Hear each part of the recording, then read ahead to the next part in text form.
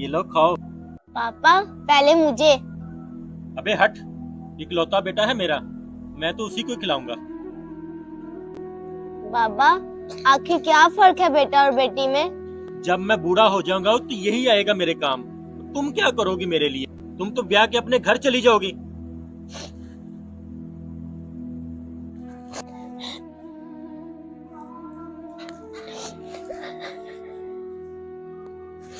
तो आज के मैं भी लड़का होती।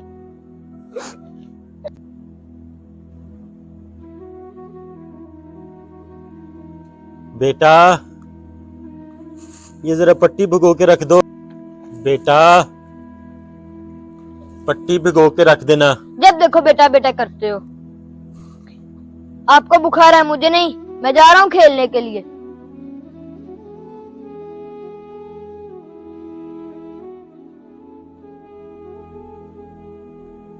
ये डॉक्टर साहब आइए आइए। डॉक्टर साहब देखिए मेरे पापा को क्या हो गया है।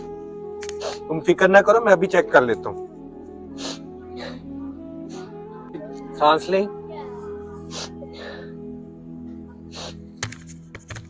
आपके पापा के अंदर खून की कमी है, इनको फौरन खून लगाना पड़ेगा।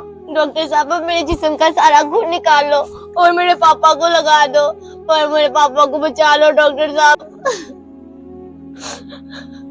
आज पता चल गया, जब परेशानियों की आंधी आती है तो सारे अपने उठ जाते हैं। सिर्फ बेटी ही होती है जो अपने बाप का दामन कभी नहीं छोड़ती।